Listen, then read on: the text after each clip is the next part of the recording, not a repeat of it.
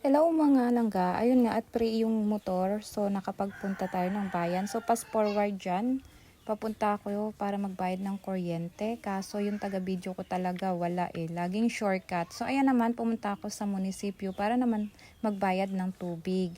At ayan, dito naman, pagkatapos nating magbayad ng kuryente, tubig, magbabayad na naman tayo ng ating wifi. Yes po, sa wifi naman tayo. So bali, dito po kami magbabayad ng wifi. At pagkatapos, dumaan kami dun sa malapit na tindahan, katabi nung sa wifi. Bumili ako ng cornstarch dyan. So, bibili sana ako ng graham crackers pero walang available. Kaya, cornstarch yung nabili ko na lang.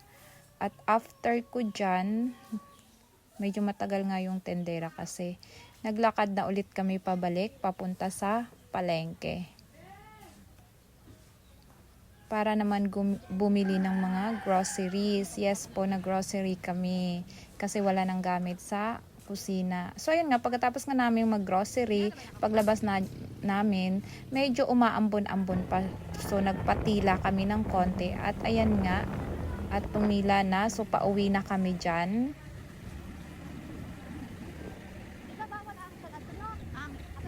So,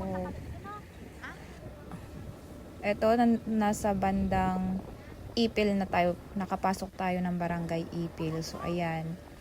Ganda talaga pag ganito yung surrounding natin, guys. Napaka-berde. So, medyo basa yung kalsada. Hindi medyo, basa talaga yung kalsada. Kasi siguro sa eryang to malakas yung ulan. Kasi nung pumunta naman kami sa bayan, hindi naman siya umuulan. Makulimlim lang talaga. So, eto, nandito na kami. Nakapasok na kami ng barangay Agsaw. Agsaw ba to? Opo, Agsaw. Hindi pa ako sure. So, hanggang dito lang yung video ko kasi wala. Masyadong mahaba na. Kaya, thank you for watching, guys. Until next time.